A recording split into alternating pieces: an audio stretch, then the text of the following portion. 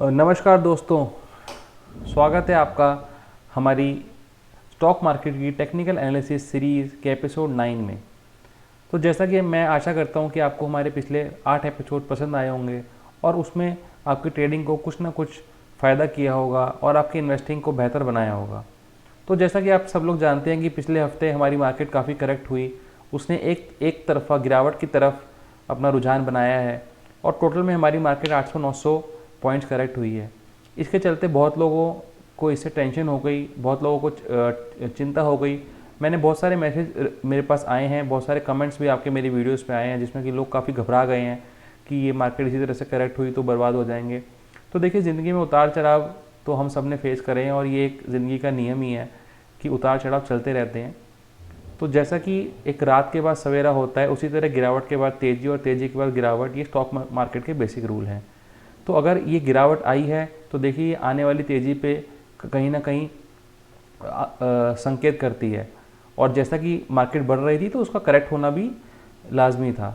तो अगर हम धीरज बनाए रखेंगे, अपने टेक्निकल या फंडामेंटल एनालिसिस का बेस स्ट्रॉन्ग रखेंगे और पूरी डिसिप्लिन के साथ ट्रेड करेंगे तो यकीन मानिए स्टॉक मार्केट आपको हमेशा कुछ ना कुछ फ़ायदा ही करेगा रादर की नुकसान। लेकिन हाँ, इसके विपरीत अगर हम लोगों की कही सुनी बातों पे चलेंगे, किसी के बहकावे में आके अपना पैसा लगा देंगे, आजकल मार्केट में डबल होने वाली स्कीम्स, 25% 30% रिटर्न होने वाली स्कीम्स बहुत चल रही हैं। तो अगर हम उन स्कीमों पे जाएंगे, लोगों के कॉल सुन के अगर हम बिना कुछ सोचे समझे पैसा लगाएंगे तो देखिए वो पैसा आपका बेकार भी हो सकता है, ज़ीरो भी हो सकता है। लेकिन अगर हम पूरे डिसिप्लिन नियम के साथ ट्रेडिंग या इन्वेस्टिंग करेंगे तो 90% केसेस में आपके पैसे बनेंगे और लॉस होने का चांसेस बहुत कम हो जाएगा। तो इसी आशा के साथ हम स्टार्ट करते हैं एपिसोड 9। एपिसोड 8 में हमने कैंडलस्टिक स्टार्ट किया था, समझा था कि कैंडलस्टिक होती क्या है। अब हम एपिसोड दर एपिसोड कैंडलस्टिक के पैटर्न्स समाप्त करेंगे, उसके बाद हम इंडिकेटर्स पे आएंगे। तो आइए आज देखते हैं bearish and bullish engulfing pattern of candlesticks. तो आइए सबसे पहले बुलिश एंड बियरिश एंगल्फिंग की डेफिनेशन पढ़ते हैं, फिर उसको आसान भाषा में मैं आपको एक्सप्लेन करूंगा। तो bullish engulfing candle signals reversal of a downtrend and indicates a rise in buying pressure when it appears at the bottom of a downtrend। और इसके विपरीत the bearish engulfing signals reversal of the uptrend and indicates fall in prices by the sellers who exert the selling pressure when it appears at the top of the uptrend।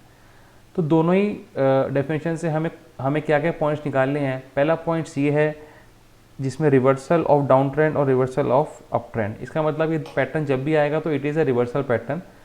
Reversal pattern क्या होता है, मैं आपको याद दिला दूं कि जो भी हमारा ट्रेंड चल रहा होता है, अगर वो अप ट्रेंड है तो ये पैटर्न बनेगा तो उसको डाउन ट्रेंड में ले जाएगा, और अगर वो डाउन ट्रेंड में है तो ये पैटर्न बनेगा तो उसको अप ट्रेंड में ले जाएगा।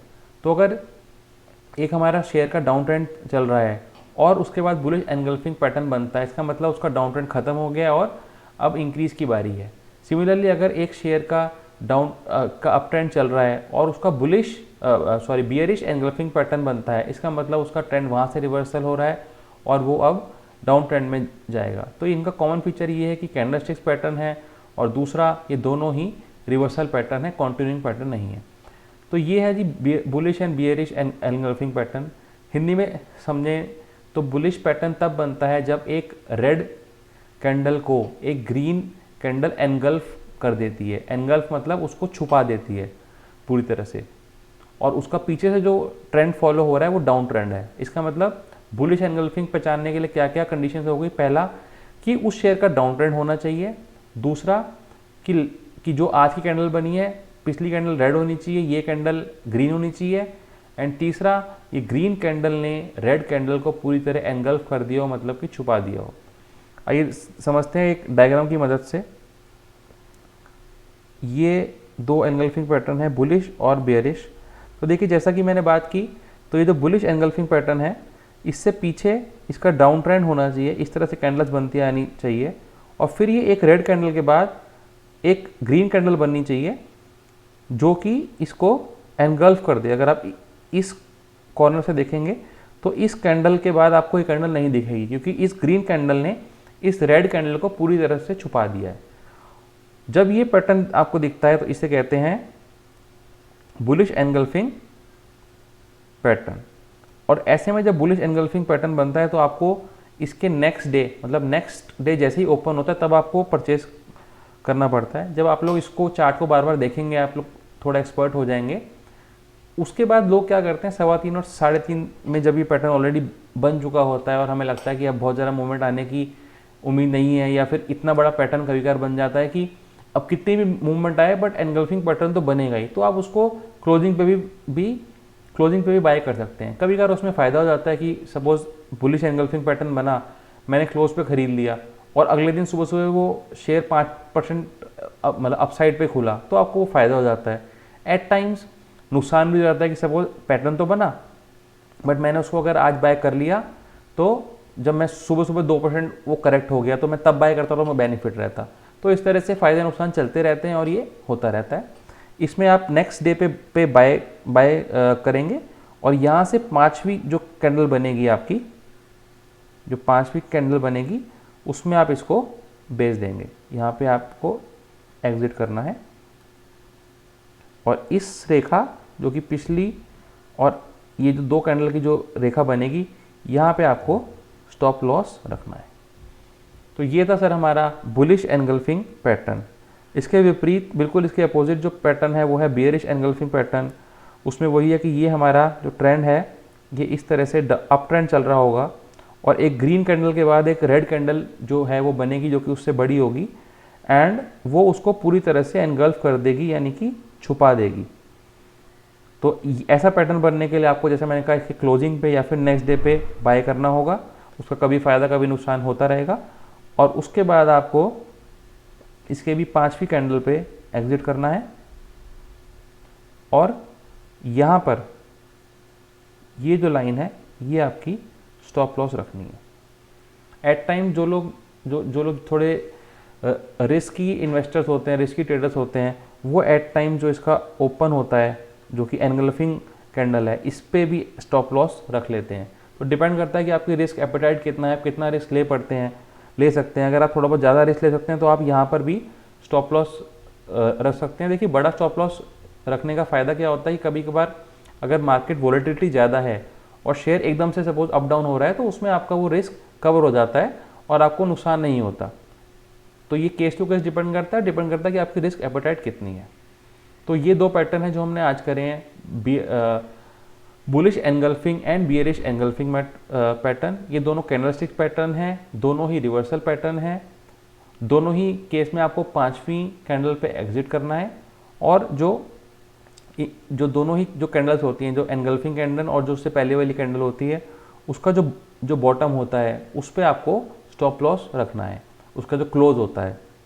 ठीक है जी। तो ये हमारे 2 पैटर्न थे जो हमने इस बार करे हैं। अगले एपिसोड में, एपिसोड 10 में, इसी तरह से हम 1-2 पैटर्न और करेंगे। कैंडलस्टिक पैटर्न को थोड़ा सा स्लो करेंगे क्योंकि कैंडलस्टिक पैटर्न देखने में, पहचानने में थोड़ा सा समय लगता है और अगर एक बार आप पहचानने लगे तो उसको आप बहुत फास्ट पहचान लेंगे।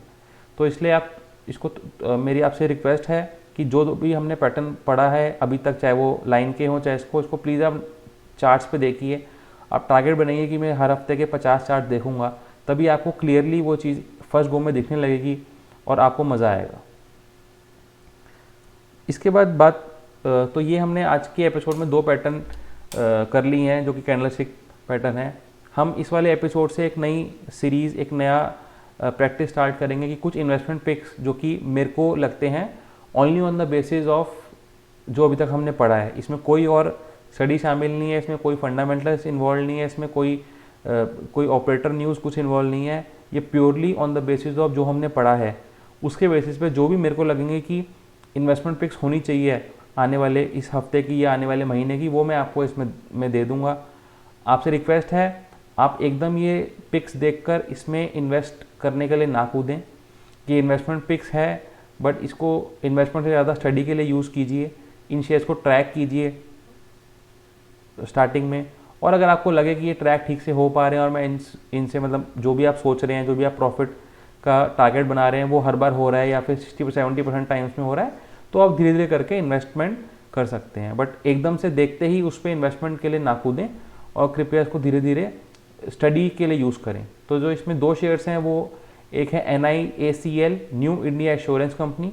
देखिए, जनरल इंश्योरेंस स्टॉक्स में काफ़ी तेज़ी आने की उम्मीद थी, but last time market correction में सब शेयर्स ऑब्वियसली गिर गए।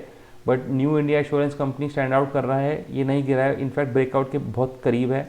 इसका चार्ट देखेंगे तो आप भी उससे कनेक्ट कर पाएंगे कि इसको बाय करना चाहिए। एंड इसी तरह से एक चार्ट है जो ब्रेकआउट के बहुत पास है या फिर ब्रेकआउट हो चुका है, आप ये भी कह सकते हैं, CRM सिल्क मिल्स लिमिटेड। तो ये जो दो पिक्स थी जो मुझे लगा है जो अब तक हमने पढ़ा है उसके बेसिस पे मेरे को आपको बतानी चाहिए, ताकि आप स्टडी कर पाएँ और आप प्रैक्टिकली मार्केट से लिंक कर पाएँ कि हाँ जो हम पढ़ रहे हैं वो प्रैक्टिकली मार्केट में कहीं ना कहीं शो हो रहा है। तो आपसे रिक्वेस्ट है कि ये दो कंपनी के आप चार्ट देखिए, इसमें सोचिए कि हमने जो अब तक पढ़ा उसके बेसिस पे कैसे इसमें ब्रेकआउट है, कैसे ही हमारी इन्वेस्टमेंट पिक बन रही है, और इसको हफ्ते 2 हफ्ते के लिए ट्रैक कीजिए। तो ये था हमारा स्टॉक मार्केट की टेक्निकल एनालिसिस सीरीज़ का एपिसोड 9। आशा करते हैं आपने ध्यान से एपिसोड देखा होगा और पिछले एपिसोड से कनेक्ट करके आपको इसका फ़ायदा अपनी ट्रेडिंग में और इन्वेस्टिंग में ज़रूर मिलेगा। अगर आपको हमारी वीडियो अच्छी लगी हो तो कृपया हमारी वीडियो को लाइक कीजिए और हमारे चैनल कंसल्ट एवेन्यू को सब्सक्राइब करें। बहुत बहुत धन्यवाद। जय हिंद।